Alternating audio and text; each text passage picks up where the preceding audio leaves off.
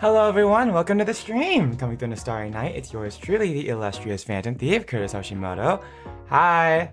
Hello! Oh my god. Hold on. Give me a sec. I forgot to... I'm live. I forgot to change the sound of my door. Give me a sec.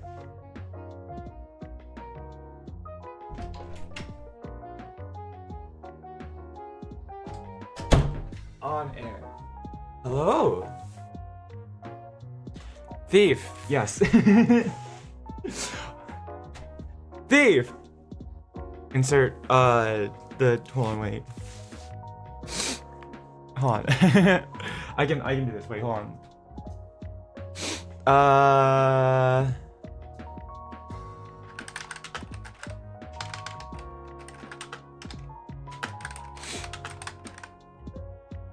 Here we go.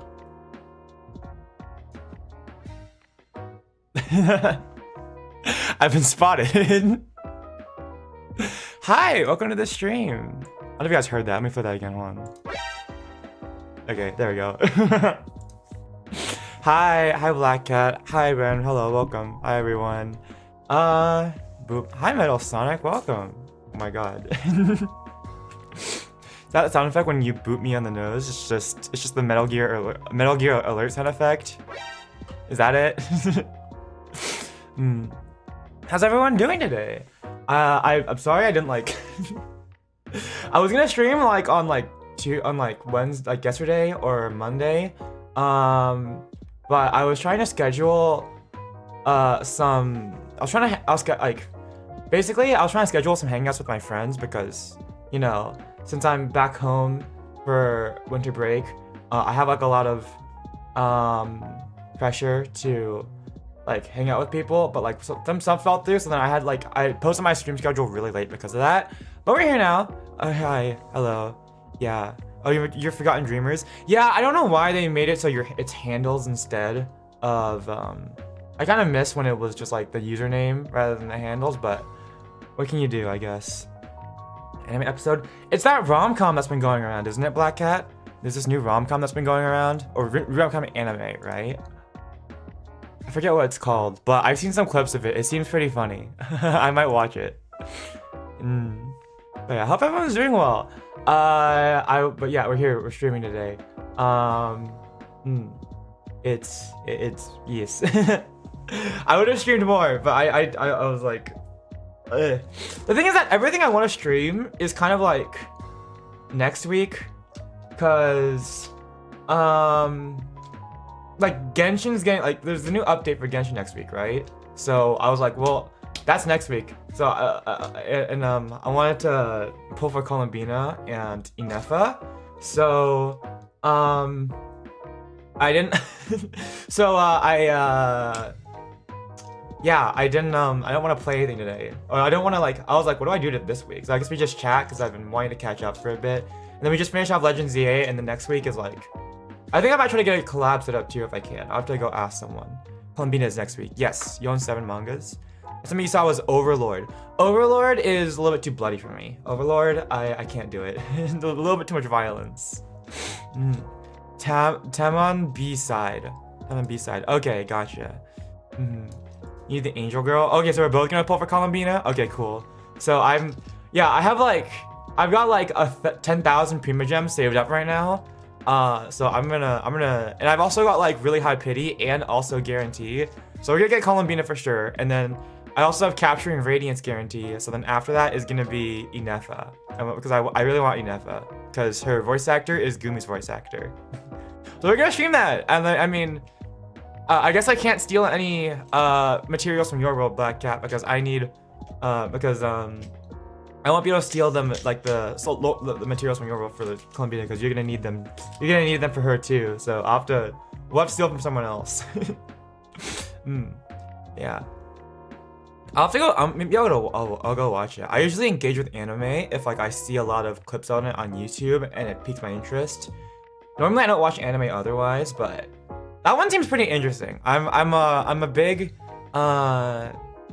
very partial towards like, how do you put it, like less serious anime, or like anime that like, or just like content that isn't like too serious, I suppose. I really like women, like I guess like stuff that's like kind of silly. So like Bochi the Rock, stuff that's like pretty low stakes. I liked JoJo and stuff, but like that was, I don't know. I'm not too big a fan of like violent or like really sad anime. I really like things that have like nice endings, you know. So that one, I don't know. That one looked funny. I like that. It's a girl and her Oshi, and it's a comedy. Okay. Everyone's been saying good things about it on Twitter, so I think I'll probably go check it out. It looked pretty funny though. I saw the one scene of like I'm gonna keep reposting of, I don't know, the girl like freaking out, and then the guy with the pink hair, he was like pulled his hoodie in and it was like, I'm all slimy and gross. He just like covered up his face. It's very relatable, even if I'm a member of the VTuber community than idol ones. I think the VTuber community takes a lot after the idol community, so there's a lot of overlap there. So, I when I think about it, there is a lot of overlap between those two communities, because I think because of Hololive and Nijisanji and kind of being like based on idol groups, a lot of that culture has definitely poured over. And so yeah, I do think it's very close to idol culture. They've always been very intertwined, and also with like utaite culture. So but yeah, that's what's gonna happen. That's what yeah, so I might go watch that. There's a lot of things to be watching. Speaking of which, I literally just watched the FNAF 2 movie last night. And then last week we watched the Project Sekai movie. So a lot of things to watch. Like Oshi and Graduation. That makes sense. Yeah, I watched the FNAF 2 movie last night, finally. I can't believe they actually put that in the movie. There's so much I want to talk about with the movie, but it's like they actually put the, like, because in the actual game, it's just that when they play the Toreador March, it's just like the actual song. And then like Freddy also like laughs like horror, but they never actually combine the two. I love the fact that they combined them into like everyone like quotes it like that, like horror. I love that they actually like reference that. It was so much fun to watch as someone who kept up with the FNAF community for a long time. Yeah, MatPat as well. Honestly, I was very surprised that MatPat was Bonnie.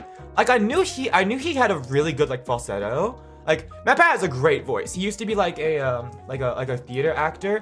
I was very surprised. I mean, I know he could go very high. Yeah, he did do musical and everything. But I was like listening to Bonnie. I was thinking it sounded more like MatPat. It did not sound like MatPat at all. It sounded like it really did sound like a little kid. Like usually when a female voice is a little kid. So I was very surprised when I heard that. I knew it was gonna be MatPat going into it, and I could not hear MatPat in it at all, in Toy Bunny at all. I was like, I knew he had really good like vocal range, but god damn, that is my you know what, maybe MatPat is my Oshi. But no, he did a great job as Toy Bonnie. I could not tell that it was him at all. It was great.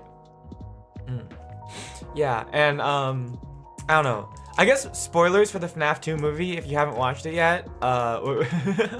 Spoilers, sorry. Where is it? Yeah, if Bonnie just stopped and looked at the camera and said, "That's just a theory," I would have burst out laughing. I love one of my favorite cameos. I really liked what Corey Kenshin. He just was like, "Man, I gotta get a new job." That was great. He just looked back at Chica, and oh my gosh. And I love that when Mike was at the office, like trying to fend off the prototype animatronics, like the withered animatronics. I love that he had the reaction of every single gamer who has ever like first picked up FNAF 2 ever. He's like, "What do you mean there's no doors?" And then also like looking at the mask and be like, "There's no way that's gonna work." There's it was so relatable. He's just like, that's just what oh my god, I loved it so much. I can't believe he didn't think to use a flashlight on Foxy. I was literally yelling it like, flash Foxy in the eyes, do it. Movie was so peak. It was so good. And then I love, okay, hold on, spoilers, especially, this is like big spoilers for the end of the movie, right? My friends that I went with, they were like critiquing the end of the movie and everything, being like, oh, I can see why people said that the end of the movie was bad. Honestly, I didn't really have any qualms with the end of the movie. But I really just enjoyed the end of the movie because as soon as Mike went over to the old pizzeria, or like to the like FNAF location from like the franchise location, basically the FNAF, like the first movie's FNAF location, and like called for help, I was in my mind, I was like, please tell me we're gonna have like we're gonna have like an animatronic fight scene of like Freddy versus Freddy. That would be so peak. It would be so good if we saw, like, it's like all the memes from back in the day of like FNAF Infinity War, of like having an all-out like animatronic like fight scene of like a war. I was like, please God, please tell me they have a scene where the OG animatronics beat up the toy animatronics, and they did. They freaking did. I can't believe it. They pulled off peak. They had the old animatronics come in and destroy the new one. They deployed Freddy Fazbear and had him brutally rip the toy Freddy in half. It was so peak. I was like, the male part of my brain that just carnally desires like mecha fight scenes was just like freaking out. I loved it. It was great. Hi, RC fan, Mr. Fazbear. I don't feel so good. Oh my gosh, that just activated my monkey brain. Just being like, oh my gosh, we get to see robot fight robot. It was great. It was so peak. I could not have asked for a better ending to that movie. Oh my gosh, the FNAF 2 movie was great. It was cool. I think they did the puppet really well in this movie. I really like the idea of the puppet, instead of just being like the savior, the savior or like good kid who, you know, saves all the animatronics. That's how it goes in the original story, right? I think that's not a bad that's not a bad story necessarily. That's a theorized story. I really like this take on the puppet, where, you know, they actually integrate being into a puppet more. Where like, I felt like the story of Charlotte and like the puppet in the games was very disconnected from the identity of the puppet, whereas in the movie, I think they play narratively into the puppet being or the marionette being a puppet much better. Whereas the puppet is the one pulling the strings behind everything, like being the puppet master. The marionette is the puppet master of all the other animatronics. I think that was a very good narrative decision. I really enjoyed that. And I really liked the way they had the puppet move. First of all, everything being practical effects made it feel so much more real, and I love that it wasn't CGI. I could see like the velvet sheen of the puppet's body and how plush it looked, and how big and imposing it was, like compared to the real people. I could see it. It was really well done seeing it in live action. I loved that, and I loved how creepy it moved. And I love the take of it being more ghostly in the way that the puppet could possess other people. That was basically puppeteer them. So its powers were much more puppet based rather than being like some security guard that was like very lanky. I like the way that it puppeteered the other animatronics, and it could puppeteer other people, basically like being the puppet master of the whole film. It worked well, very narratively well for a marionette based villain. And I don't know, I really like the way the marionette was written in this movie, and the way it moved and everything. It was just so creepy, and I really liked it. And the effects and everything just looked so good. Oh, they're being like, fight. I was like, fight, please fight. Yeah. The game is a different universe than the movie. I'm very well aware of that. But it's very interesting just to see like, cause it's like a new take on the old like FNAF storyline. I'm sure that's something Scott Cawthon has been wanting to do for a very long time. I think that's what the books are meant to be. Something like, hey, let's take the IP of Five Nights at Freddy's and take the more interesting parts of it and write new stories that don't necessarily affect the original continuity. I think that was something that Scott probably wanted to do for a long time, but people just took the books too seriously. So I think I don't know. I like the films. The film was very good. I liked the way it played more narratively it played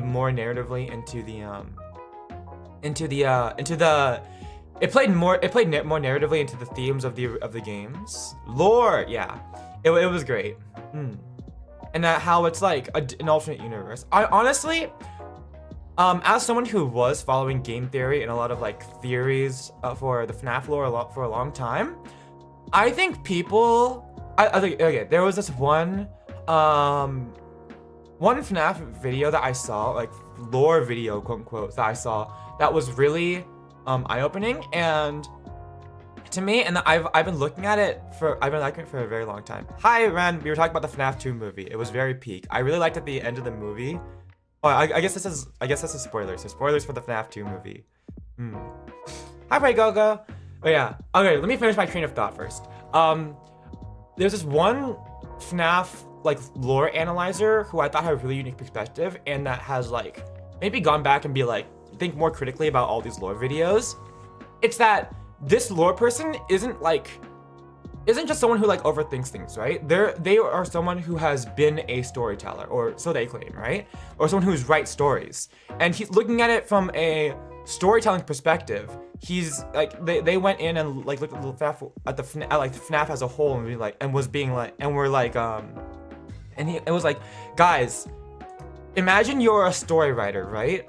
Some of the stunts makes like over analyzing the story makes no sense from it might not make like narrative sense from it doesn't make for a satisfying narrative. I think a lot of things in FNAF might make a lot more sense if you look at it from a narrative perspective rather than trying to over analyze tiny details, which is probably what the Mr. Hippo message was about. It's probably like, you guys are looking at this too hard. You guys should probably just think of this more as a narrative rather than over analyze everything.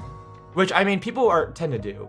I mean, I will say it is very compelling and very fun to overanalyze little tiny details to like put together a narrative. But watch the Fozzie Fad Bar movies. You are a story writer? I mean, it depends on the level of the story. Sometimes little tiny details like design choices are there to help enhance the story. Sometimes they're just there because it looked cool and don't serve any narrative purpose. But anyways, yeah, the FNAF 2 movie was very good. I cannot believe Vanessa was able to drive the car well enough to drive the car while being attacked by Mangle to the house where Toy Freddy was, and then perfectly stop and perfectly drive in order to launch Mangle off of her car into Toy Freddy. That was some really good aim. Yeah. And also, Balloon Boy being a water monster caught me off guard, like, very much. I did not expect Balloon Boy to be the monster, like, in the water. I was like, what is this? I was like, I was like racking my brain for which animatronic would fit the most to like be the guy who like in the boat ride, in the river ride. I was like, Monty Gator? But Monty isn't in FNAF 2. There's no Gator. I was really trying to think, and it turned out to be Balloon Boy, and I was like, of course it's Balloon Boy. Of course it's Balloon Boy. Just the weirdo's gonna be the one who rips apart people in the water. Sure. To add more immersion, not to be over-analyzed frame by frame. Yeah. It's like whether or not the Wither animatronics are meant to be the same animatronics from the first game or completely new animatronics. I don't know. It makes more sense for the Wizards to be completely separate animatronics, though, in the movies, rather than the same ones from the original, from FNAF 1. Mainly because, like, I mean, it's a live action movie, right? In live action, like, if you consider live action to be its own style, the like live action is gonna be very consistent. Like considering they have the same actors and everything, same actors, same props and everything. So it would just be very weird to make to have the withered look and be like, yeah, these are the animatronics from the first one. It would be from the first movie. It would be very jarring. So I can see, like, I think in a live action setting, it's very easy to pick up the difference, like the design differences between different animatronics. So it made sense for the wizards to be completely separate. If it was like the book animatronics, like no, I was exactly thinking. I was like, what animatronic is in the water? I was like seriously thinking about it. I was like, is it like Biddy Babs or something, or like the little marionette like dolls or something? I was like, what is it? And it was just like, I was like, it's Balloon Boy. I swear, when Balloon Boy like peeked his head out of the water and revealed he was the river monster, I was just like, I was like laughing internally a little bit. I was like, okay, this is goofy as hell. There's no way it's Balloon Boy.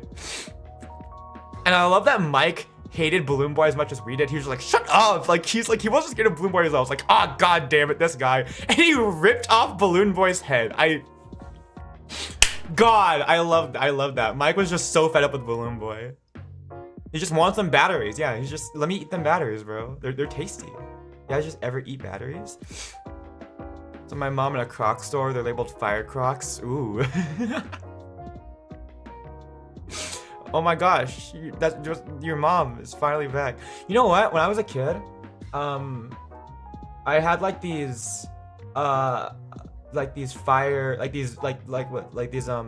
sneakers that had like a fire pattern design on them, and ever since then, well, not ever since then, but like for a long time, I would always like, whenever my fire designed, my fire's like sneakers got worn out, I would replace them with a new set of sneakers that had like a fire design, until finally they came one year where they didn't have any more. So I was like, oh well, I guess the streak is over. I don't have any more fire shoes anymore.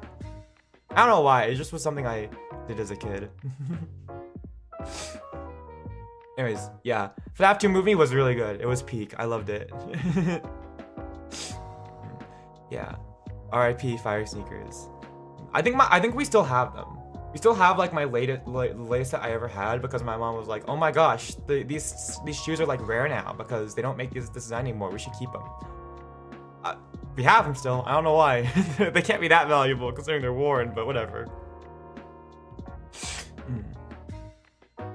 But yeah, it was so good. I heard I haven't seen any reviews of the movie, but my friends, as soon as the movie was over, were talking about how the movie was bad and how they didn't like how Vanessa, how like Mike was like, stay away from my family, to Vanessa as soon as everything was over.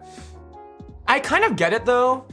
Considering Mike's actions throughout the whole movie, he very much does not want anything to do with Freddy's anymore. Like, that was a childhood trauma thing for him, and he's trying his best to move on. He just wants to like cover his ears, close his eyes, and be like, nope, not anymore. Don't want anything to do with this. And I think from his perspective, first of all of them are probably in a lot of shock from all the stress and all like everything that was going on. All of the it was just a whole stressful situation. It was a life or death situation they were in the whole time, of all the animatronics coming to get them, having to save the whole town, having to fend off from the marionette, and Michael Afton coming in and like about to kill them and everything, and just being saved at the nick of time. I'm sure it was a stressful situation the whole time, and Mike was just like freaking out. And I'm sure, right? But also from Mike's perspective, knowing that Vanessa is related to William Afton, so that first of all, that's like her family, but then also seeing Michael come in at the end and realizing that Michael came for them because Vanessa was there, I can understand where he's coming from. The stress of it, the stress of everything happening, and then realizing that Vanessa being there put Abby in more danger. Well, I can understand why he was being like, save for my family, even though Vanessa had that whole even though from Vanessa's perspective, she had that whole like emotional, like, she made herself emotionally vulnerable in front of Mike and Abby, and was like, yeah, I'm willing to ride or die with these people. They're my new family. I can, even from her perspective, she was just siding with them, but from Mike's perspective, he was probably like, get away from me. I don't want anything to do with this anymore. Yeah, so I kind of get it why Mike reacted like that, even though as a viewer, I really would have liked it for Mike to be like, we're in this together now. I can get why Mike, I think that honestly was the most sensible reaction for Mike to have to Vanessa in that moment, even though it is a bit heart-wrenching from a narrative perspective.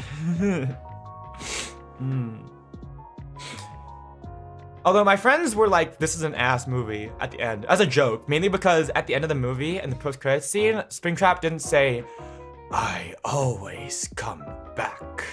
He didn't say that. So everyone was like, man, 0 out of 10 movie, Springtrap didn't say the line, oh my god. It would have been really funny if he did say that, but I get why they didn't say it.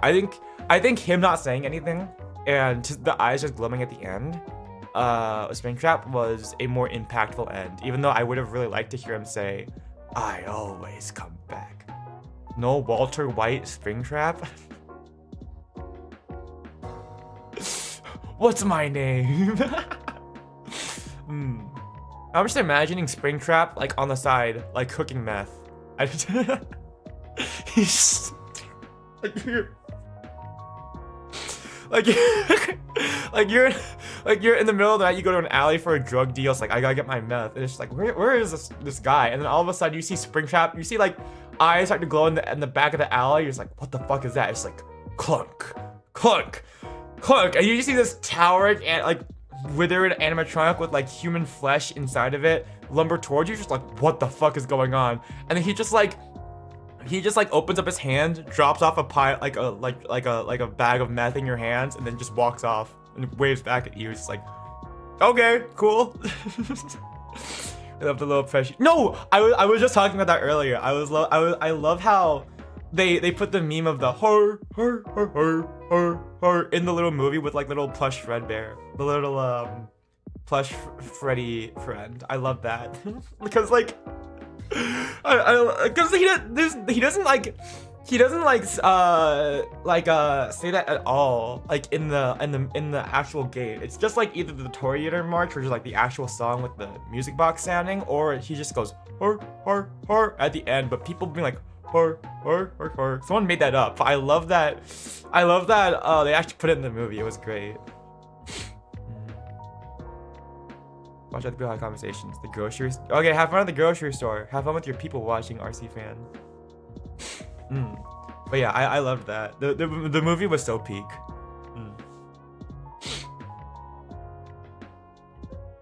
But you love little plush Fredbear. Yeah. And I don't know. For some reason, at the end of the scene when the OG animatronics come in to beat up the toy animatronics, I love that the calling card for it was the dum dee dum dum dum, like the sound of like Freddy in the kitchen. I hope they could have picked any sound from the original game to be like the calling card for you to be like, we're here, and they picked that one. I love that. No, I mean, they could have picked any sound, but I love that they picked one of the sound effects from the original game to be that calling card. It was great. I loved it. Yeah, it was great. Also, your finals are after breaks. They just decided to postpone it to 3 weeks after break, so you have 3 weeks for once winter breaks ends to study. Interesting. You know, I think it's as a side tangent. I think we'll move on from the FNAF 2 movie now, but I was talking to my friends.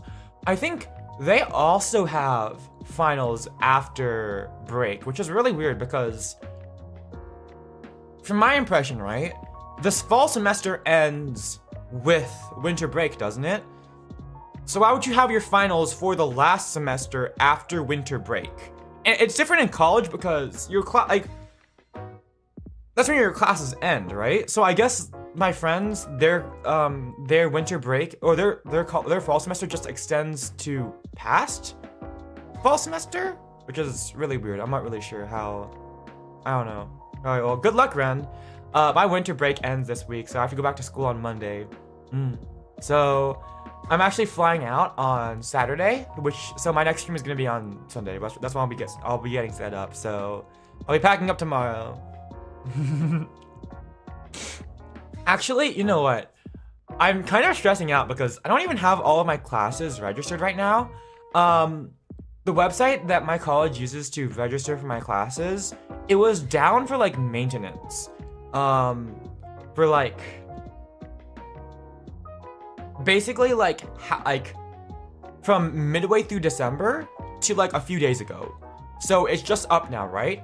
But now because of the move, there's been errors with the system, and I can't register for some of my classes because it's marking me as not having met the prerequisites, even though I do.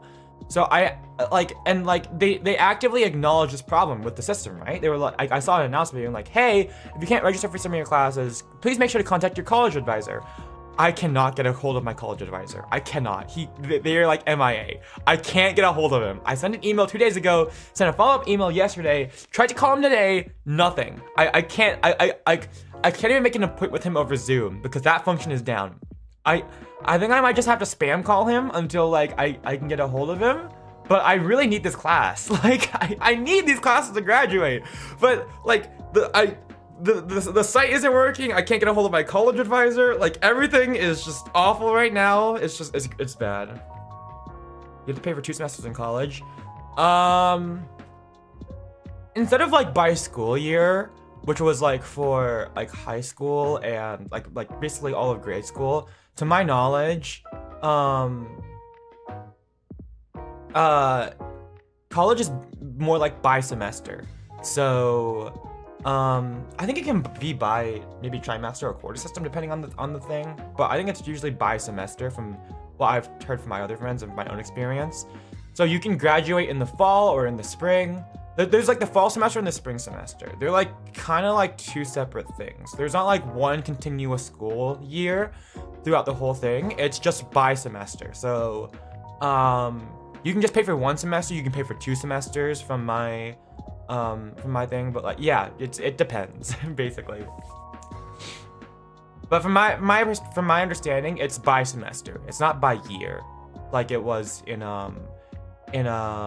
grade school growing up. College is confusing.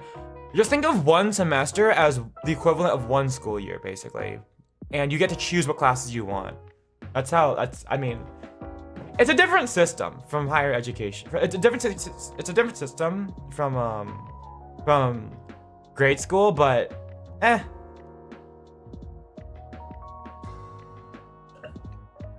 it allows for greater flexibility, so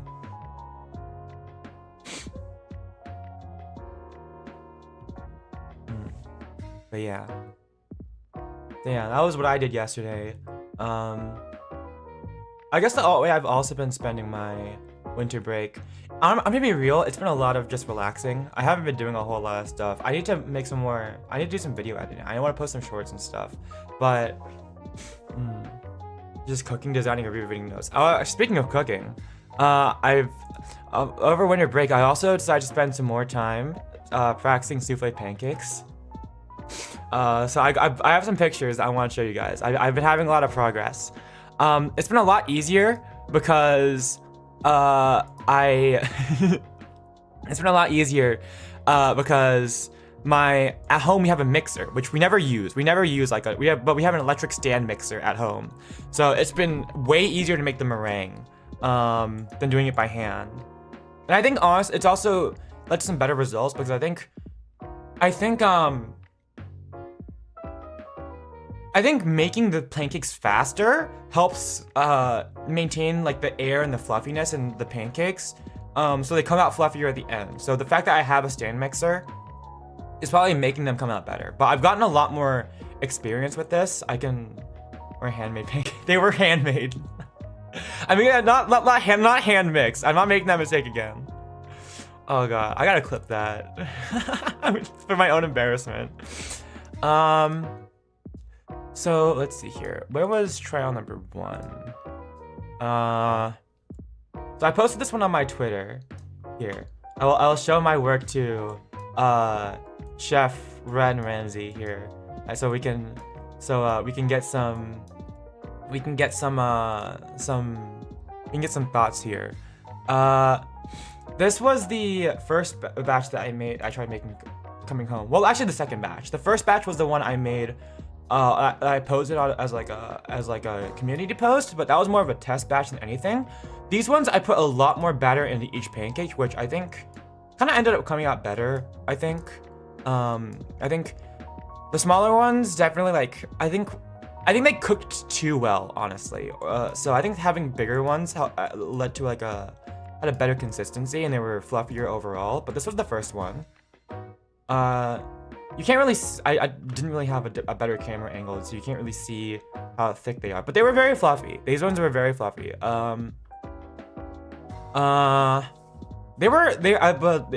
came out pretty fluffy, pretty thick. I also made some whipped cream to go with it, and my mom also cut some strawberries. So, yeah, also from Ren Ramsey. Yeah, exactly. Clip. No, I mean make a proper YouTube short clip, I guess. Yeah, that's the first one. I actually made 5, but as soon as I put it down on the table, before I could even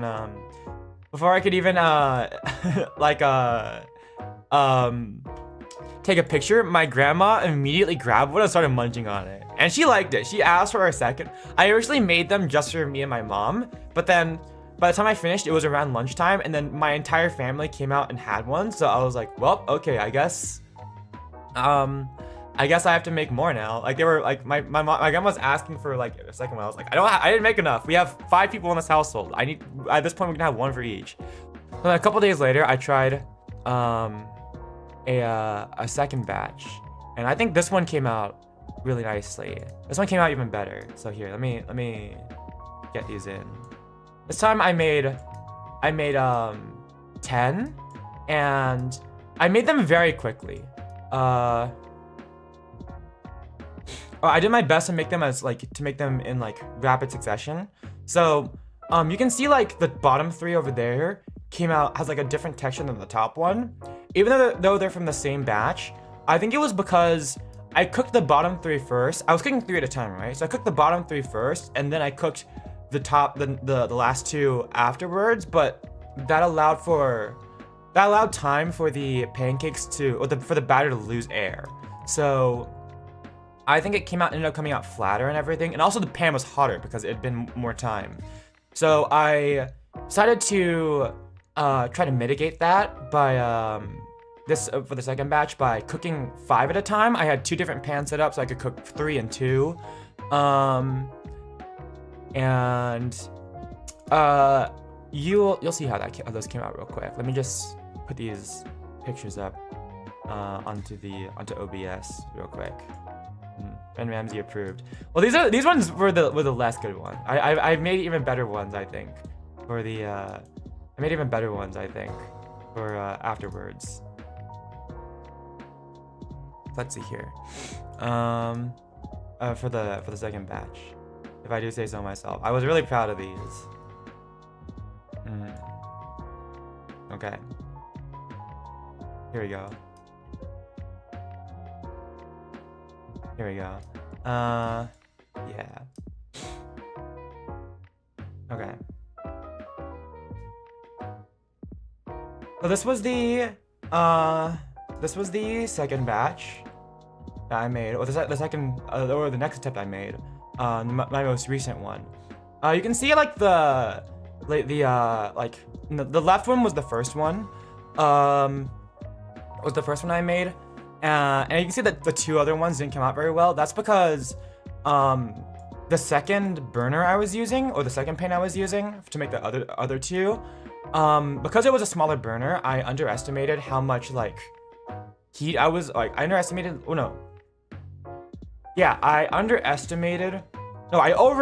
the amount of heat that burner was gonna put out. So the pancakes were sitting on the pan for longer, not really cooking because it didn't get hot enough. because it was a smaller burner. So I had to turn up the heat eventually, and they didn't come out that well. But the second batch came out a lot nicer, and I got closer closer up pictures. This one I made sure to do very. Hold on. Here we go. This one I made sure to do all at the same time. I fixed the heating issues in the second one, and they came out very consistent. Here's a different close-up of them. Yeah, these ones, they were like super fluffy, and and the texture was great. They were so soft, so fluffy. I think it was almost like really good restaurant grade pancakes. I think the souffle pancakes I had in Japan, I think they were more battery. I think they were eggier. I think perhaps it was the batter not being as cooked as mine, so it had a bit more of a chewy, liquidy texture. Not necessarily liquidy, but a more chewy texture than mine. Mine were very fluffy. Theirs were chewier, which makes me actually think it had a bit more egg in it, or perhaps I cooked mine a bit longer. But I would still think I did a very good job. It was great. You're taking culinary courses? Ooh. I mean, if you guys have more ideas for cooking streams, that would be a fun idea. Because I guess this is cooking, but the way we were doing it made it feel a lot more closer to baking, in my opinion. Which baking is something I haven't done, so I think that could be fun. Spaghetti. I think spaghetti's too easy. Grandmother approved. Yeah, my grandma really liked these. Oh, I guess my popo. That's how you say it in Chinese. But yeah, these ones came out super fluffy, super thick. They were great. I think I'm really happy with how they came out. And then also, there's one more picture I wanna show. Let's see. It was just the way I ended up smearing on the pancakes. Well, not the whipped cream and the strawberries onto my pancake on my plate. And I also got to eat the good one. On the other batch I showed you guys earlier, I ended up eating one of the bad ones because obviously that's what you should do as a host. You know, save the good ones for your guests. But I got to have one of the good ones, and it was really great. The texture was awesome. And also here, this is what my plate looked like. I even got strawberry syrup and everything. I love strawberry syrup. I like strawberry syrup more than regular syrup. The maple syrup or regular syrup. But here, this was my pancake when I put it on my plate. It looked like a smiley face, so I just want to share that with you guys. Meatballs. Oh yeah, I guess we could do homemade meatballs. You don't have? Yeah, I don't have an oven in my apartment. You know what? Actually, speaking of something I don't have, my mom was telling me how this reminded me of when I was a kid and how my taipo, so my great grandma on my mom's side, or my mom's grandma, her papa, or not her papa, I forget what this term for grandma on your dad's side is, but my taipo, her grandma, used to bake using a steamer because they didn't have an oven when she was a kid. My mom grew up in low-key poverty in Hong Kong.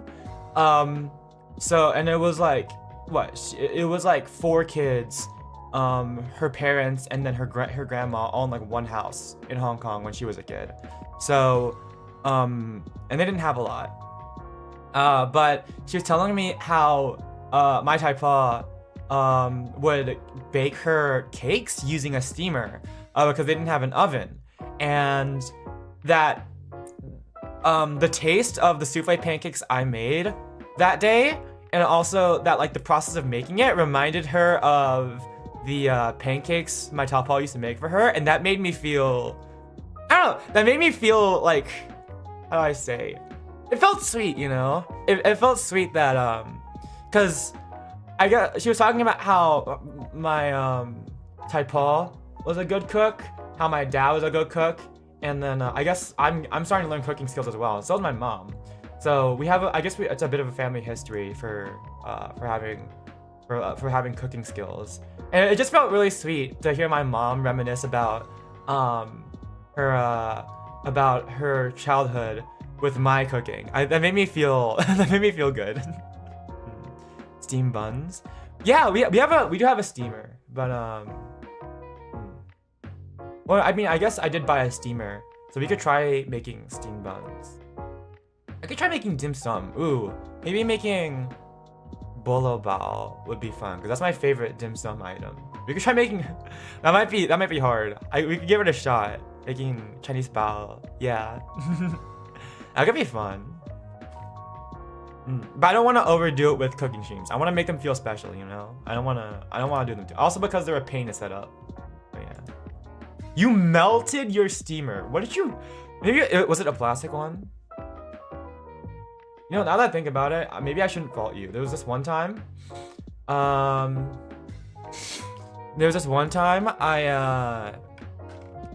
I was like I don't know. I was like cooking or something, and we had this like plastic food cover, right? For like keeping like food like warm, or like keep it like basically for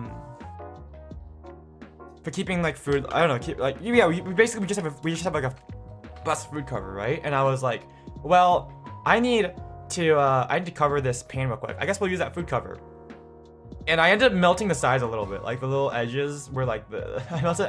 melting the bottom edge. I didn't get in the food, but I definitely did melt it a bit. So I guess I can't fault you on that one.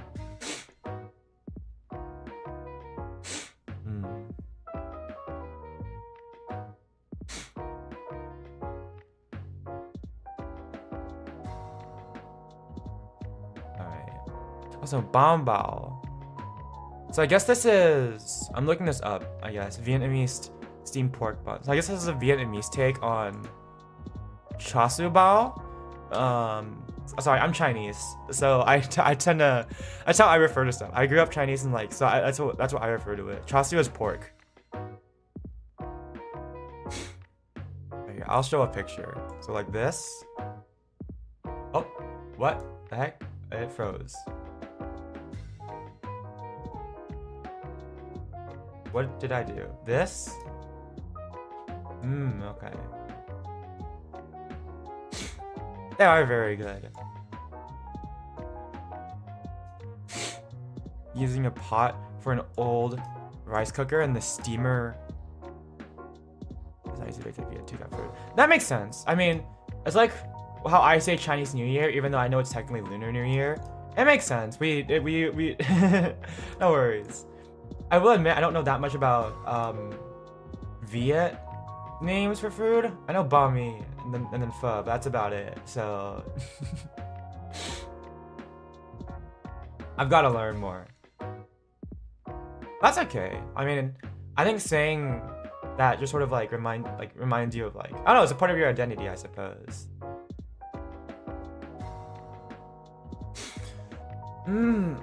Also, hi Green Pixel.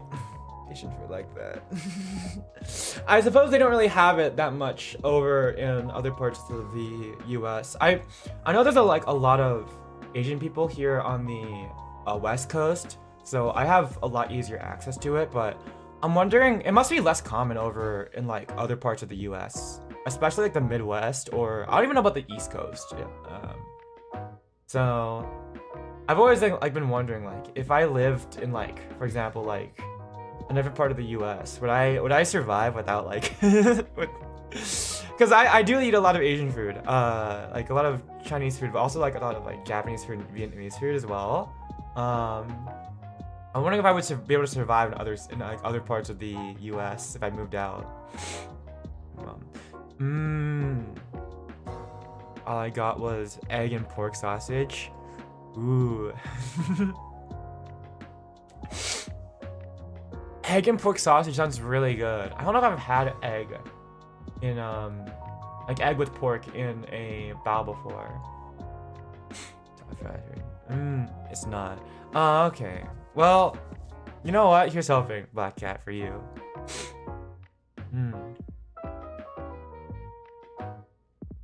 I don't think, because my mom wasn't much of a cook, so we've never like made baos. So maybe that could be a fun thing to learn to do actually. Maybe I might want to. I think I've wanted to learn how to make baos before, so that would be fun learning how to make them at home.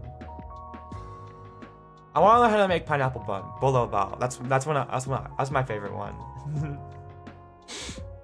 Well, I do have a favorite one, but I don't know if I should say what it is. Well, I have a childhood favorite one.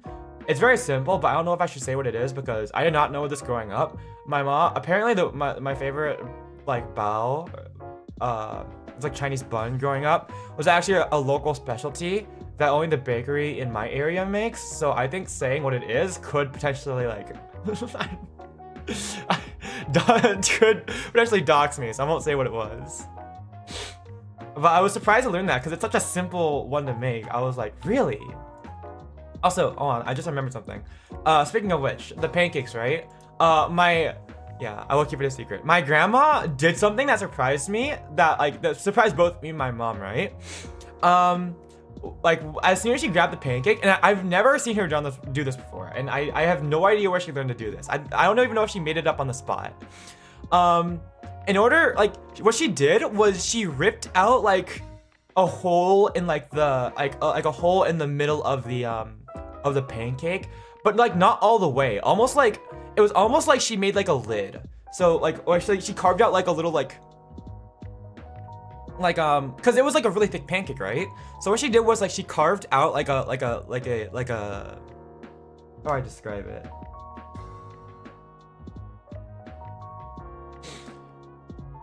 Almost like the bread bowl from like Panera. She carved out like a bit of she carved out like a center portion, like the center of the pancake, so like it lifted up almost like a lid with a hinge on one side because she left like one side of it intact, and then she poured the maple syrup into like the little like hole she made, and then covered it back up with the pancake, and then ate it like that. And I was like looking at that and I was like, oh my god, she's a genius. I've never thought to do that because it stops the syrup from spilling out over the sides.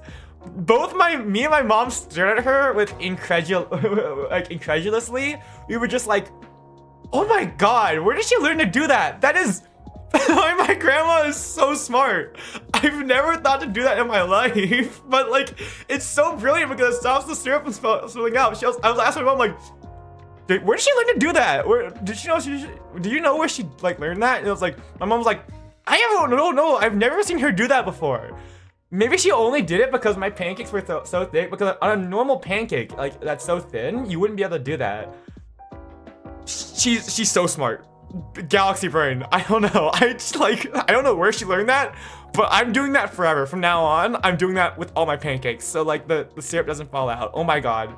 My grandma is 2 million IQ. She's so smart. My mom's always complaining about my grandma because she's starting to go a little bit senile because my mom's starting to complain about, oh, she's like forgetting things. She keeps asking me about all these things. She keeps yelling in her sleep. I beg to differ. She might be like 89, but like god, she still got it. She's so smart. My grandma, I don't know where she learned to do that, but god, I'm doing that for forever from now on. Oh my gosh.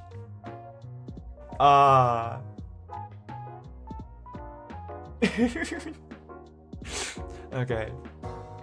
Usually put beef and veggie mix into the little dough balls, and then stuck half an egg and a little slice of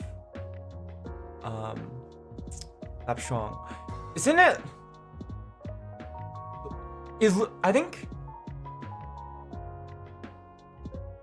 because I know in other languages, right? Because it's like lupchong for like pork sausage. Is that? I don't know if that's Cantonese or Korean. I'm pretty sure it's Cantonese, but is lupchong like? I have no idea. I think it's Cantonese. Anyways, I also think they're Chinese style sausages. They are, yeah. It's lupchong. I'm pretty sure they are Chinese style. I'm pretty sure. I guess we can look it up right now since I know how it's spelled. I don't know much about much about Korean. That's why I'm confused about the two. Yeah, I'm pretty sure it's Cantonese. Lupchong, yeah.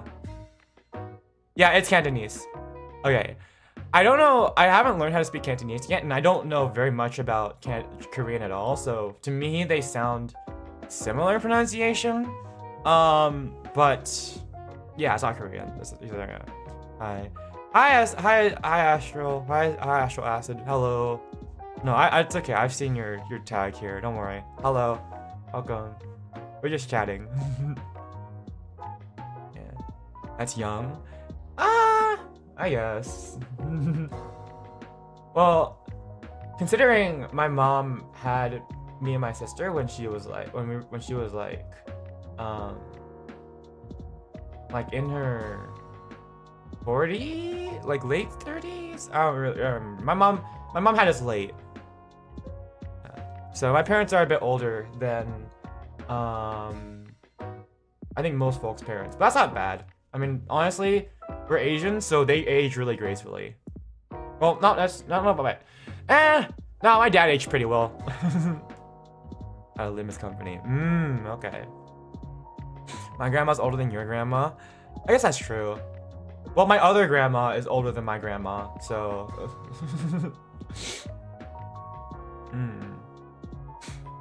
I don't know. Some people's grandmas be in like their 60s. I don't know. I don't understand that.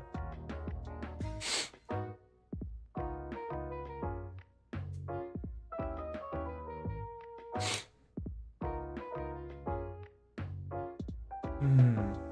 79. This is very, very young. Yeah, that you know, exactly. 60s is very young for a grandma.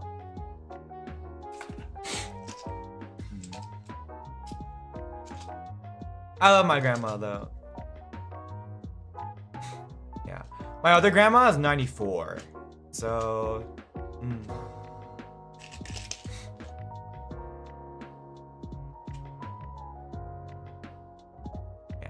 So I guess that's an idea for our next cooking stream. We can make baos. We can make like bread buns. My friend's grandma's only about 50 or so because her mom and her at like 18.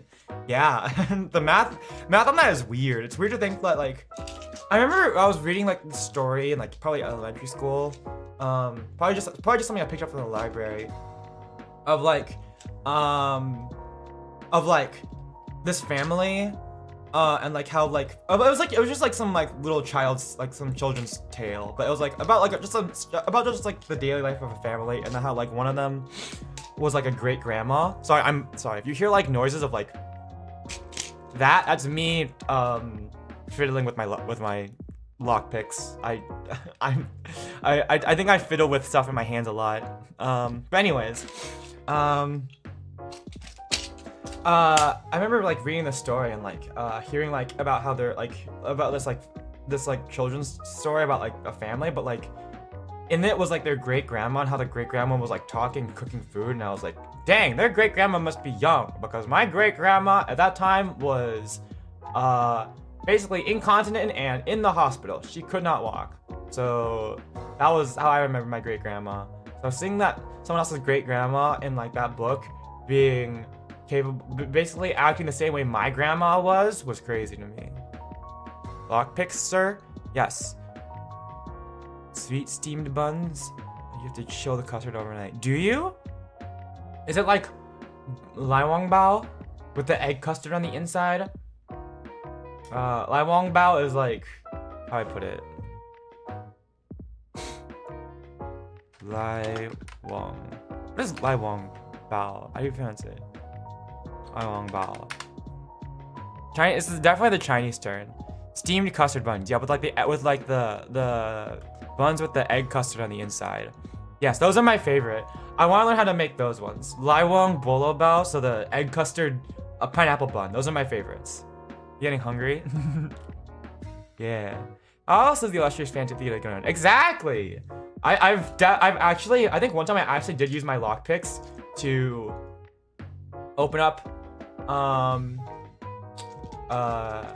like open up stuff in my apartment before. It was this one time, I think it was like my second or third year of college. We moved into our new like dorm, and then we were trying to figure out where some noise was coming from, because there was like we found out later it was like a loose vent flap that would start flapping in the wind. It would make a constant like sound up against the wall when the wind blew, and it drove my roommate insane. But basically, when we first came in, we were trying to figure out what that sound was coming from. And we were opening up panels. We opened up a vent panel, and they were trying to figure out, like, is it coming up from the vents? And I was like, don't worry, guys, I got this. And I opened up the vent panel on the ceiling with my lockpicks. And then my roommates were like, Kurtis, why do you have lockpicks? And I was like, anyways, so about that noise. And I've also opened up the breaker box with my lockpicks. So they come in handy. And also, I just sort of have them on me at all times. It's kind of a habit now. I kind of forget to put them away. But I've only got stopped on TSA for having lockpicks once. And that was my very first time I had them on the plane for lockpicks. Or I went on the plane with lockpicks, so. With the flaky crust. Yeah, that's pineapple bun. That is lai wong bolo bao. So in Chinese it's bolo bao, or just pineapple bun in English. It doesn't actually have pineapple in it. It's just that the texture on the top looks like the crust that ends up forming naturally looks like a pineapple skin. So they call it pineapple bun. But it's great. That'd be used for good. I haven't broken into anywhere with it that you know of, so I mean with this set of lockpicks. You know, I'm digging myself a bigger grave. I shouldn't say anything. I have the right to remain silent. Your stomach just hurts? Oh.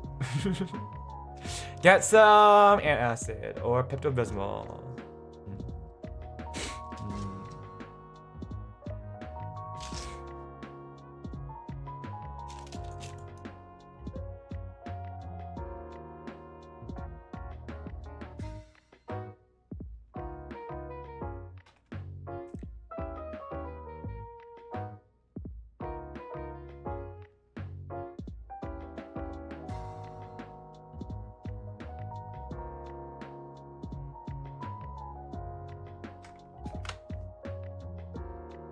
Anyways.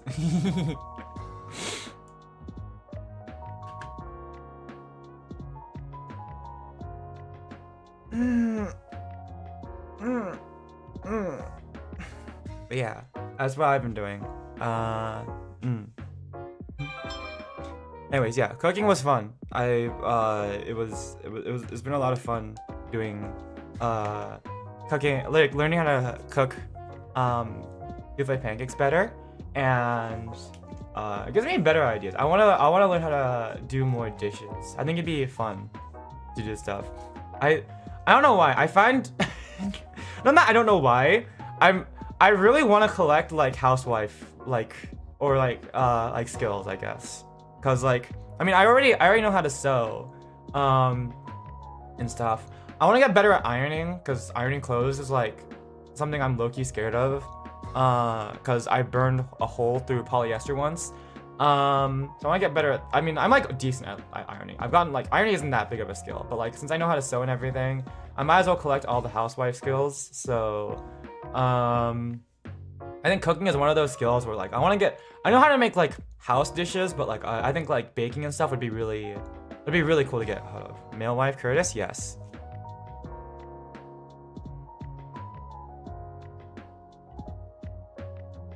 I would not mind being a house husband or a male wife, if it ended up coming to that. I wouldn't mind doing that. It means I just have more time to stay at home and do stuff I like. I don't know. I'm a very simple person. I like just like having like general skills. I don't know. Sewing is fun. Cooking is fun. I don't know. I'm very simple. Yeah, I am sort of a jack of all trades. I just have a lot of skills. I don't know. Maybe I don't like thinking that hard. I don't have to think that hard when I sew. I don't have to think that hard when it comes to cooking. I just like having those kinds of skills, I suppose. They're just fun, you know? That you made it into a fire fit. I don't get it. Hi, Double Red.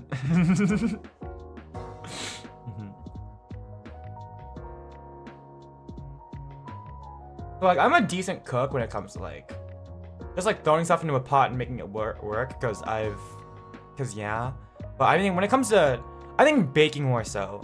When it comes to more complex dishes, I think I want to get a little bit more practice in, and souffle pancakes was definitely a very good first start.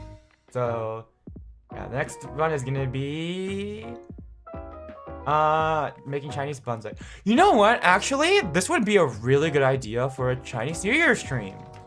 I've been struggling to figure out what to do for Chinese New Year for the past few years because the first time, normally the way I celebrate Chinese Lunar New Year, I say Chinese New Year because I'm Chinese. The way I celebrate like Lunar New Year is normally, growing up, we would go to Chinatown, LA, help out with my uncle's shop in the plaza, watch the festivities, and watch the lion dance, right? The lion dance show was a big part of Chinese New Year for me. Like, I love watching the lion dance. I think my very first Chinese New Year stream, the only way I could think to do that because, you know, I'm like living away from home at the moment, right? Was to watch someone else's video on stream. It was from like Windwalk Videos. That was a channel. I watched like a Chinatown, like a Chinese New Year video from them of like, this is Chinatown LA at Chinese New Year, and I was like, hey, I remember this. I was actually like low-key looking for myself in the video because I was like, wait, I was like describing stuff in the video like that would happen in Chinatown, and it was actually happening in the video, and I was like, wait, please don't tell me I'm actually in this video. I didn't see myself in that video at all, so we're good. But yeah, that hasn't happened. I haven't done that in a few years because I've gone to a lion dance, but like in the city that I'm in, but I haven't like not anything like when I would go to do as a child. And I've been struggling to figure out what to do for Chinese New Year for these past years since then. Because oh yeah, I forgot to mention I got a copyright strike for that stream. I talked to the original like the owner of Windwalk Videos. I wasn't even asking for them to remove the copyright strike. I was just like, oh, sorry about that, and they were just nice enough to remove the copyright strike on my channel. So that was really kind of them. But yeah, I think, you know what, trying to cook like dim sum or like Chinese, like trying to make Chinese baos for like a Chinese New Year stream, that would be a very good stream idea, actually. Thank you for the idea. So maybe we'll do that for Chinese. When is Chinese New Year this stream? Or this year? Chinese New Year 2026. February 17th. Okay. Okay. That is... That sounds about right. I figured it'd be mid-February, but sometimes it's like earlier. Sometimes it's even like even in March, like early March. Sometimes it's in late.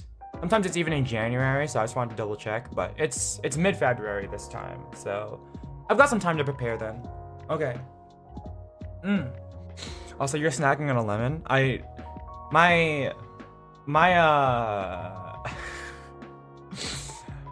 Am I weird for eating the peel of the lemon? Like when I eat lemon, here, let me just show you guys a picture of how I eat lemon. I've got a picture somewhere. Let's see.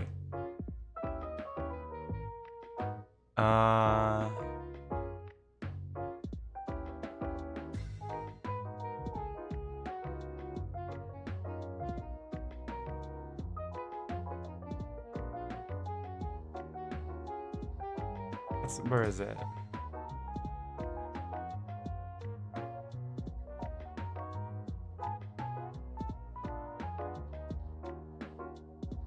Oh, it wasn't this far back.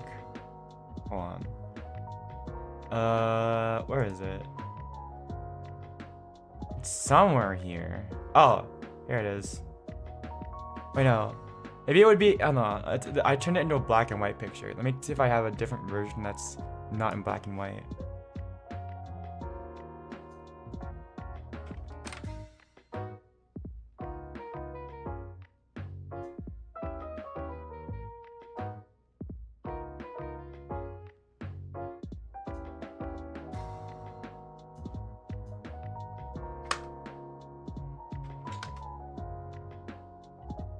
Nope. Okay, whatever. How? Discord, what are you doing?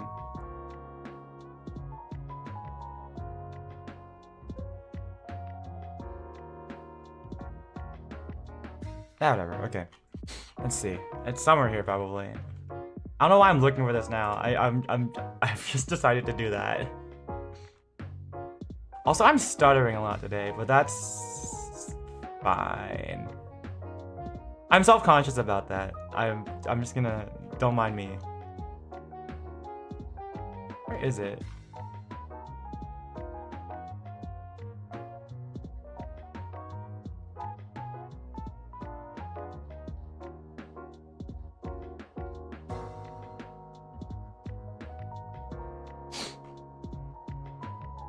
Here it is. Okay. Save image. Oh. There we go. You can't taste sour anymore? But doesn't it still, like, doesn't sour still wear away at your tongue? Maybe you shouldn't be doing that. I mean, it's still like, technically acidity still like destroys the, like, kind of like dissolves the skin on on the inside of your mouth. Here we go. I yearn for the sour. Sour was my favorite flavor growing up. I really liked sour candies and stuff. I guess I mean, maybe it's, I don't know if it's my favorite anymore, but I still will eat lemons like this. I just eat lemon like this. I don't know why. That's funny, and also because honestly, the peel of the lemon is not that offensive. I don't know why. I just don't find it that offensive to eat. Should I tease? I don't eat lemons often. Oh, okay. I mean, I don't really do it often either. Just bite into it like you would an apple? Yeah, like that, see? You just bite into it like an apple. Don't mind the Elden Ring Night Rain in the background. I did this while we were eating, like, while we were...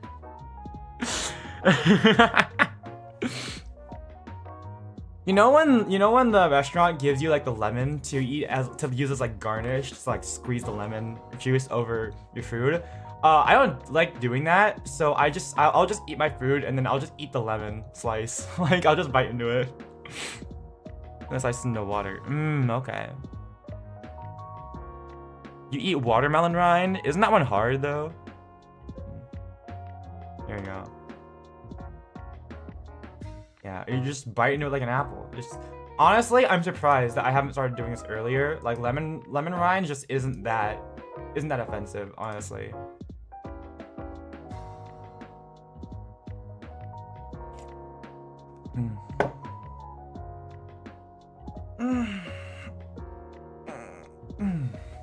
Okay.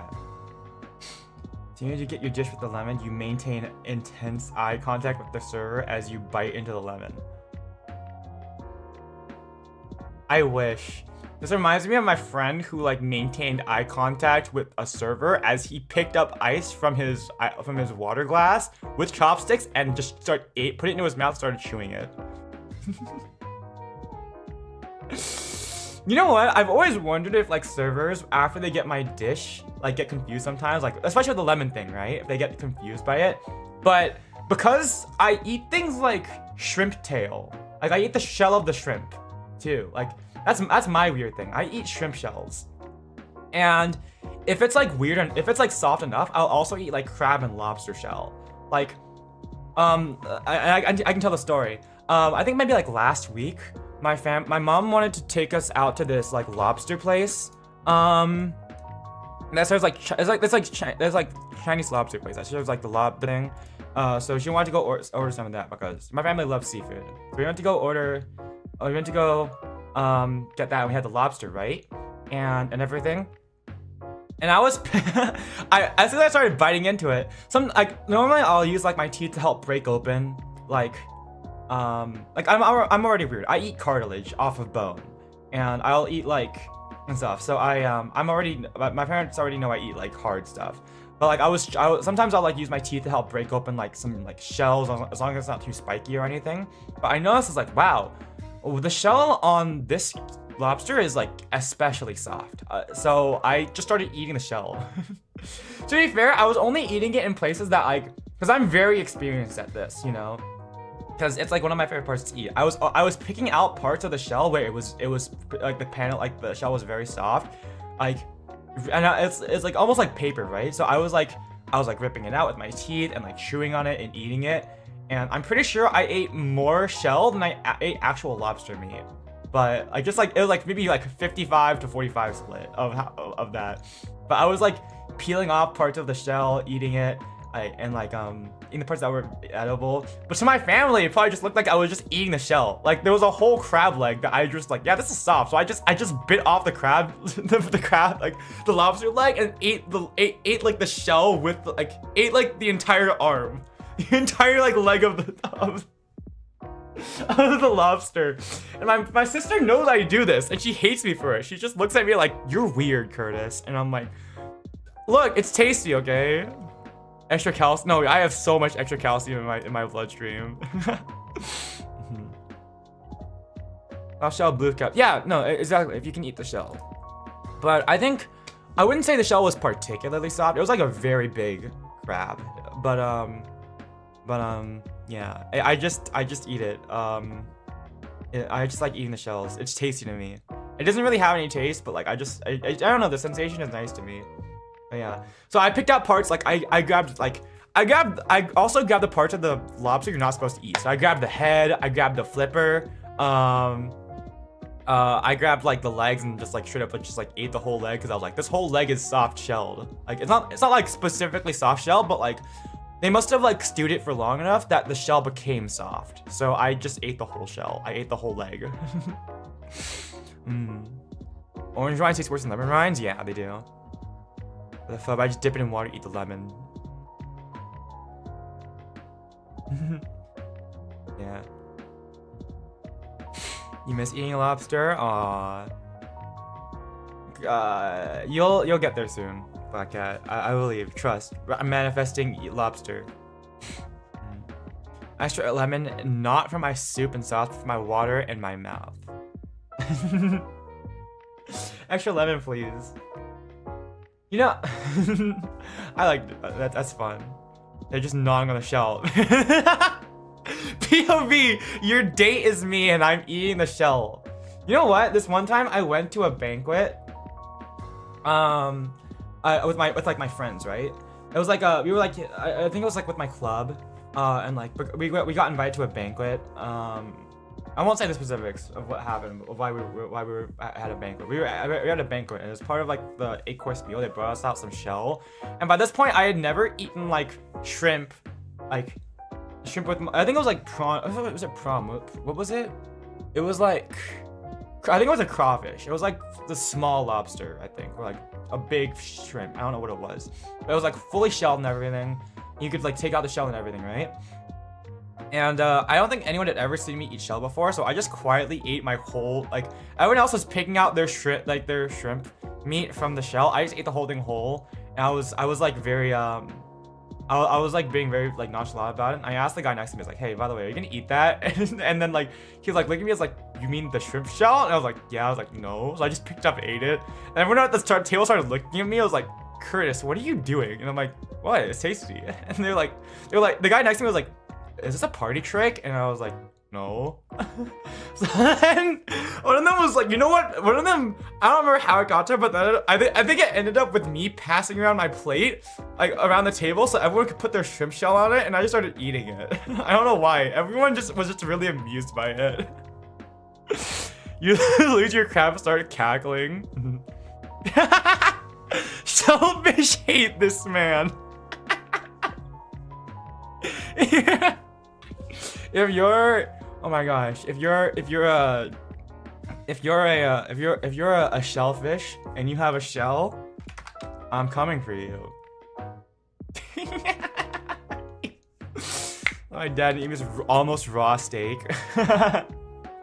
Well, it's different. Well, I mean, okay. Well, everyone has their things, you know. Everyone has their things. For me, that's such a good idea for a Valentine. How would I do that though? I'd have to like, I'd have to make, if I made that into like a video, I'd have to like make it into an animatic.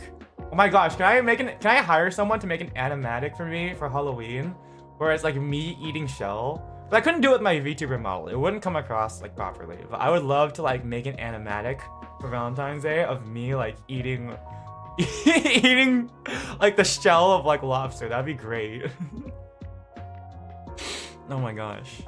I should have taken a picture because you guys should have seen when I was eating the lobster like last week. They like because my family was like, oh my gosh, Kurtis, since you're not here with us so often, you should totally take the giant. You can have like the giant like lobster claw, right? I took the meat out of the claw because that's like the best meat is. But then like I started peeling off like parts of like the shell and everything to eat. And by the time I was done with it, like I think literally like half of the shell was gone. Like it was like one. It's like the shell looks normal and then you flip it over and then like that half of it is just like gone. Like that's what it looked like. My crab VTuber model slowly skedaddles from view. I'm gonna get you. This is such a good idea. Oh my gosh. Oh my god, I have to. Me innocently looking at you while I'm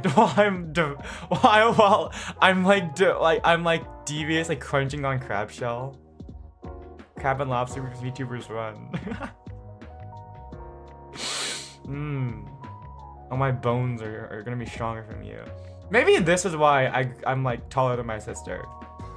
Maybe this is why I'm taller than my family. All the extra calcium, even though I never drank milk. I didn't get extra calcium from drinking milk. I just got the extra calcium from eating bones and like seafood shells. That's where all my calcium came from. Before only sideways. Yeah, it's just just scatter sideways. It's just like wait, hold on, do I still have this somewhere? No, I don't have the scroll anymore. Just like bye.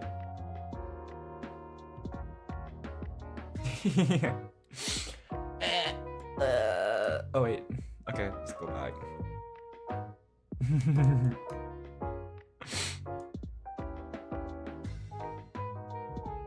Yeah. Am I weird for that one, chat? For literally eating shell? Maybe. No, I know I'm weird for that. That's a rhetorical question. I know I'm weird for it. Off topic? Sure, why not? It's a free talk. I don't mind.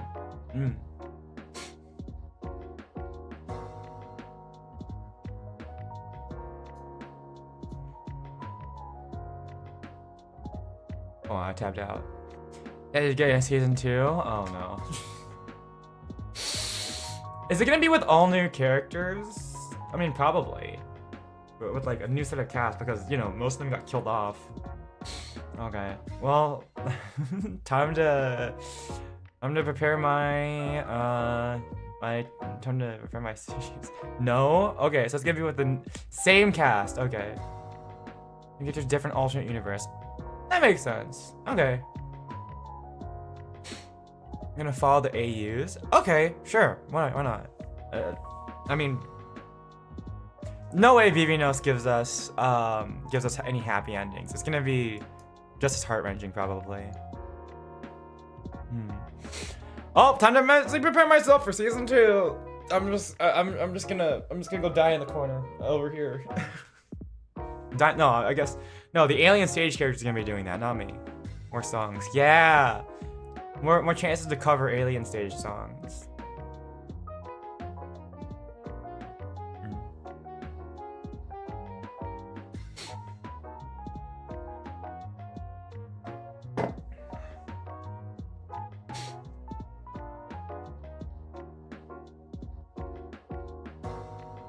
Except the last. I still have not watched the last episode of season 1 Alien Stage. I'm not brave enough for that.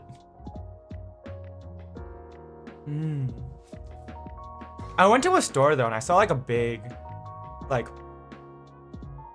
I don't know, like they even had like cardboard. Like there's a store that I went to that even had like a cardboard cutout of like the Alien Stage cast. It really has gotten super big by this point, hasn't it? It was like, I can't believe I thought it was like an underground thing. And then I went to Anime Expo and saw they had a whole booth and everything with like merch, and I was like, oh wow, I really underestimated this. Ivan Peak, cinema gif. Oh my god, it's so cursed. My sister, gave me like this alien stage sticker that she just had lying around because she doesn't like alien stage. She's not into it. It's like, I don't know, of Till and Ivan as like little creaturas. I don't know, like they're like little tiny bunnies or something. I don't know. It's cute. I don't know. She just handed it to me like I think yesterday, and I looked at it and I was like, "Is this alien? This is alien stage, right?" And she was like, "Yeah. Why do you think I gave it to you? You asked me for this." And I was like, "When?" I just like, "Okay, cool. When?" And she's like, "A week ago." And I was like, "Okay, yeah, that was like a week ago." I was like, that was like 2 weeks ago.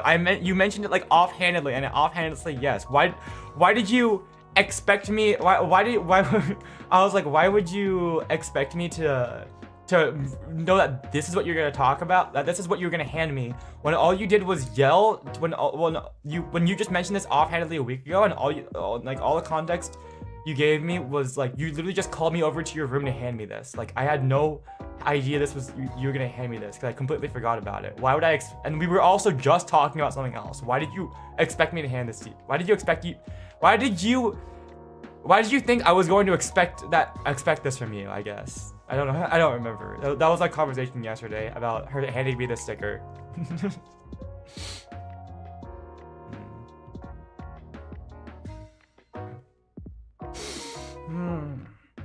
Hold on. I'm gonna go use the bathroom real quick. I'll be right back. Hold on. Give me a sec.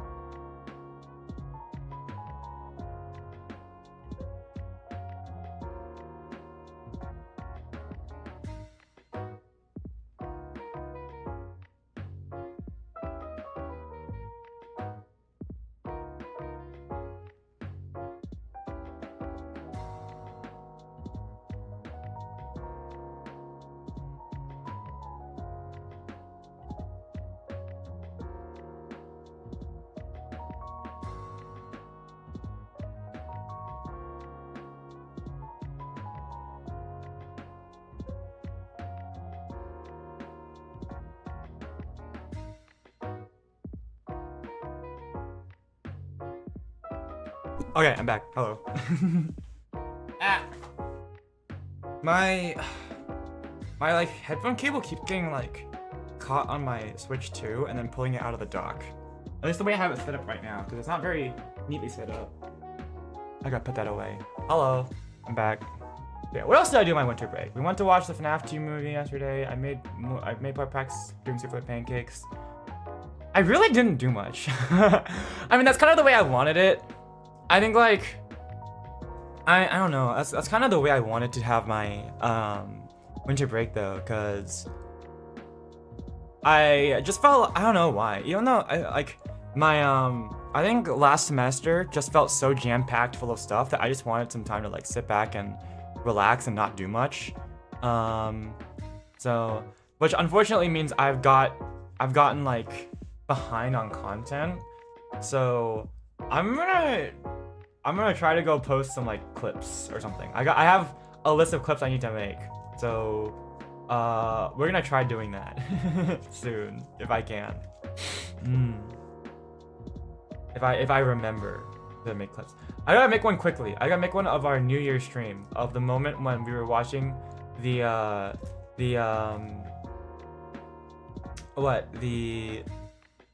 Miku movie, and we timed it like so actually at midnight New Year's Day, at least in Eastern time, Atlantis time, Miku appeared on screen. I gotta clip that. I gotta make a lot of clips in general. I also Maybe I'll clip that hand mixed pancake thing. That's gonna be the. I'm gonna be so embarrassed from doing that, but we're gonna. I might do it. Nikudaya. I gotta get back on the content grind. I've been relaxing too much. I've been literally, my sleep schedule has been so bad. I've been sleeping in, like I've been going to sleep at 6 a.m. and then getting up at like 2 p.m., 1 a.m. or 1 p.m. It's been really bad. I gotta fix my sleep schedule.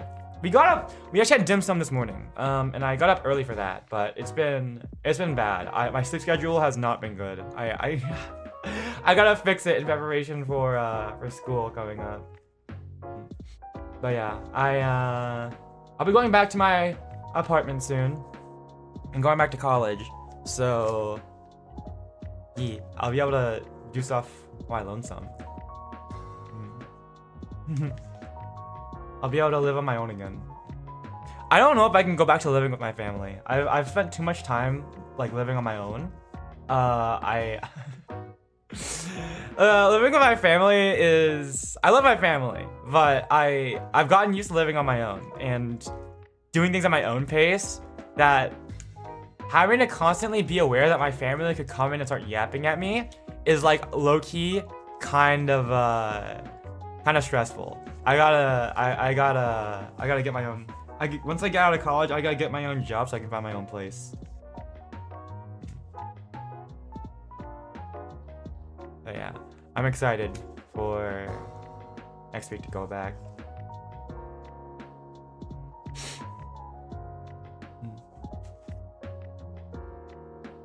You got new shoes a few days ago? What kind of shoes?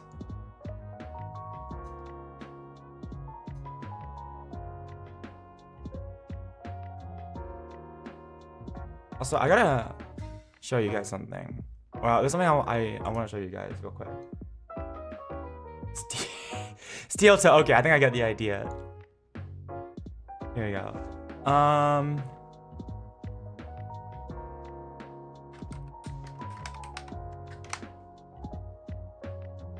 Here we go. So I started doing Millie Astro Wonderland in Genshin because I wanted to start using the mannequin, because the mannequin has like an interesting moveset. I wanted to use it in like just exploring the world.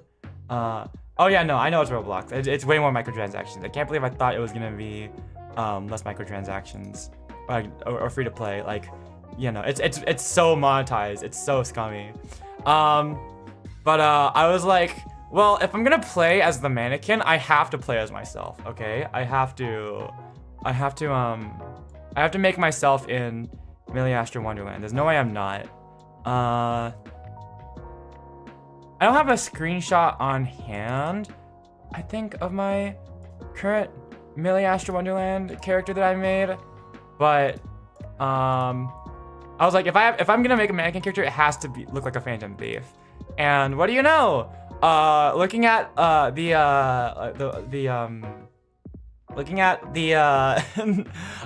announcement from Millie Astro Wonderland, guess what new free cosmetic is coming up? It's it's so perfect for me. Hold on.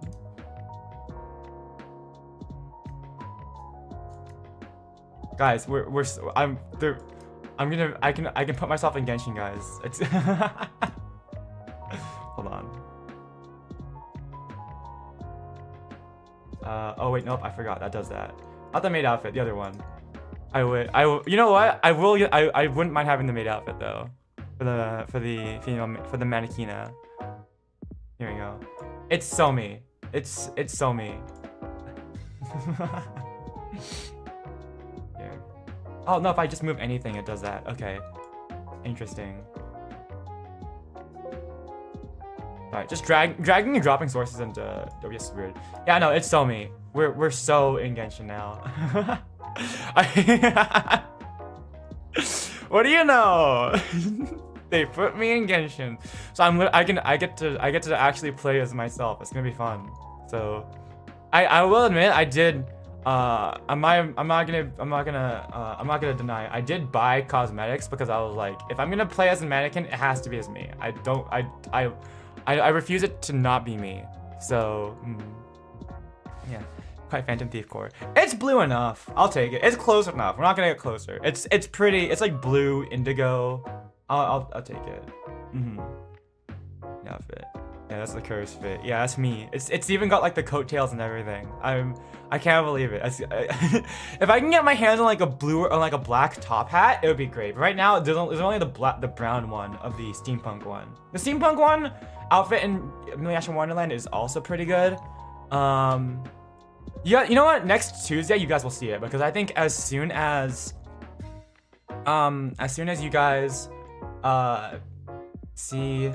Yeah, as soon as you guys see the or as soon as like the next update drops next Tuesday, I'm gonna be streaming it. So I mean, you guys will probably be seeing it, and we can probably also run around together for a bit. But I can't wait to unlock that Phantom Thief outfit so I can play as me. Yeah, the sailor one is pretty good. It's just that I don't know. I didn't really like the male version of it. Of the sailor outfit.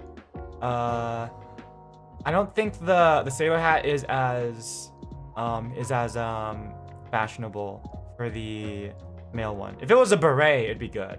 But yeah, I was like, if it's me, it has to be. If it's like if I'm playing as a mannequin, it has to be me. So I did drop money, but I'm not proud of it. You want mannequin?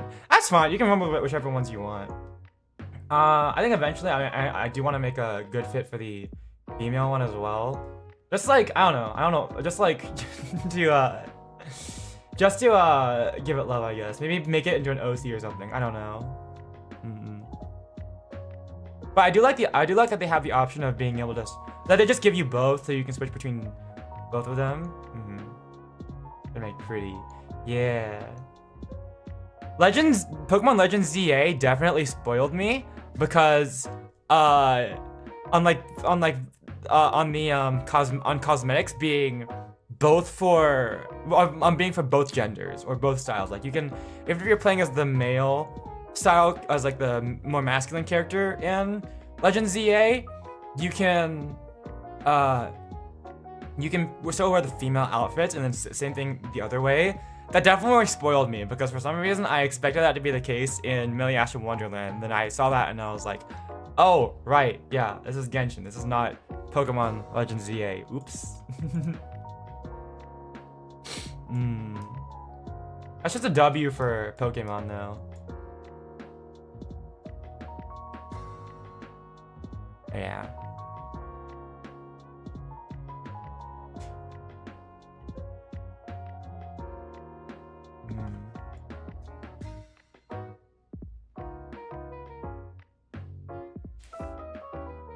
I'm trying to think what I also did with my winter break. I think I've also like started to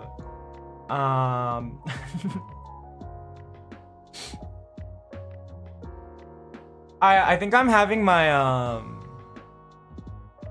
I think I'm having my gateway into K-pop music because I think I talked about them before, but I've had my eyes on this group called Antares. I think they're like a K-pop V-singer group. So like it's like a K-pop idol. I think the idea behind Antares is that they're a K-pop idol group, but they're VTubers. So I think that's been my gateway. I started listening to they're pretty new. They only have two well, not two EP. They have a full album plus two like singles out. So Wings. I wouldn't say KDA. I guess the idea is kind of like KDA, but like unlike KDA where like it's video game characters, they're like actual VTubers. So like they put out YouTube shorts. They have different personalities. I think it's closer to Valis. You guys probably don't know what Valis is, so that's not a good comparison. It's more like Valis, which is another VTuber group. I don't know. They're more like just think K-pop idol group, but they're like the members are just like the singers. That's the best way to put it. So they still put out content like videos and stuff, and like shorts and stuff, but unlike KDA. But because KDA is just League of Legends.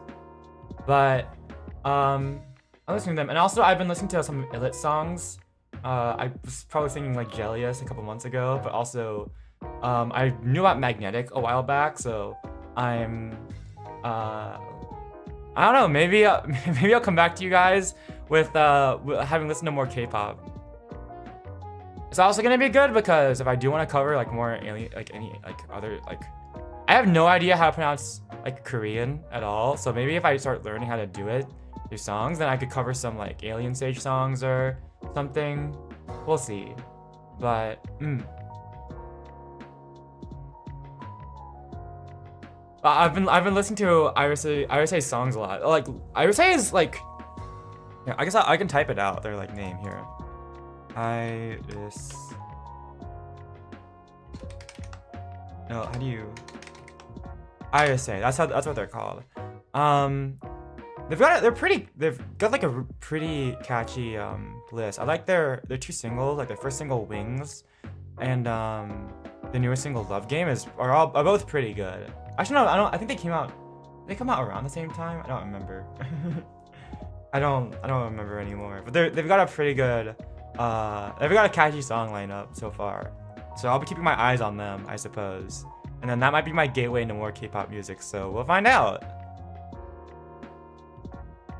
You want brain cells? I'm sorry, I kind of lost a lot of them during winter break. Go to Lance's house before you go. I'm sure you'll find some there.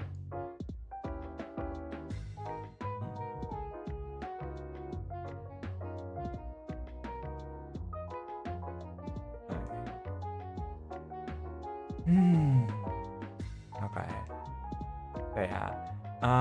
That's kind of what I've been doing with my winter break. It's almost over, so yeah, we'll be doing more streams. Hopefully next week. I kind of want to do more than just a chatting stream and then Pokemon Legends ZA this week, but yeah, there were scheduling conflicts. I was trying to figure out when I wanted to go watch the FNAF 2 movie with my friends, but like we were going back and forth on the time, and I was like, well, I can't figure out when I'm gonna stream if I don't know when this is gonna happen. So I want to do it. I want to do a chatting stream because I wanted to catch up a little bit. Okay, so I think on Sunday we're gonna be finishing up Pokemon Legends ZA because we just have to get to rank A, and then it'll be the finale of the game. They might just make it like a mini marathon stream. I'll just go until I finish the game. We're gonna hang out at the same time too. But yeah, and then next week we have the new Genshin drop, and I get to pull for Columbina, the little pigeon girl. I can't wait to see what the next story is like. I can't wait to beat up the doctor so bad. I'm gonna destroy him. Okay, but yeah, I think I'm trying to think. I think I burned through all of my topics I had prepared for today. So please be playable. I hope he's not playable. I hope Raiden Shogun comes down from the sky and cuts him and destroys him with the Musa no Hitotachi. Or maybe the webtoon tutorial will be playable, where it's like it's the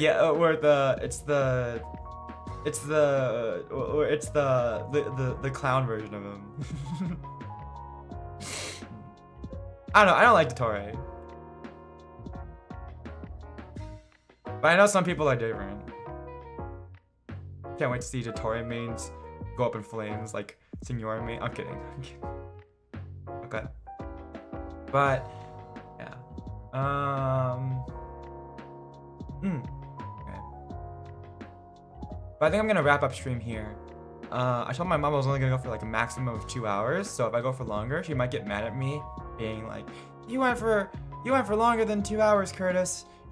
You lied to me. Now we had to postpone dinner." She's kind of fussy. My mom is like a my mom is low-key a tsundere. Sometimes, or is that maybe not tsundere, like I can't remember what the word is. Never mind. She gets pouty sometimes. She's a little fussy. But what's for dinner? I don't know. Okay, but and I also like kind of talked about everything I want to talk about. Just like catch up a little bit and I don't know. Yeah. I'll send you guys off to someone. There's someone that I know I want to send you guys off to if they're still alive. Hopefully they're still alive. Let's see.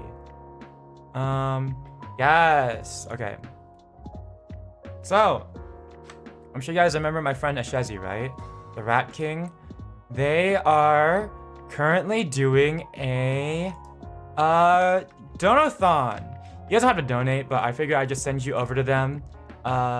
Just see what's up. But yeah. Okay. You want to say hi to please go say hi to Ashezi. They're a good friend of mine. Right now is their birthday donathon. I guess I just wanted to try doing a donathon. Yeah. Oh, right now Ashezi's at $125 right now, and the next goal is 150. Okay. Interesting. All right. Well, make sure you guys go say hi to Ashezi. It's been a while since I talked to them, but they're great. Here. All right. Let's see. My raid message is. Oh, oops. There we go.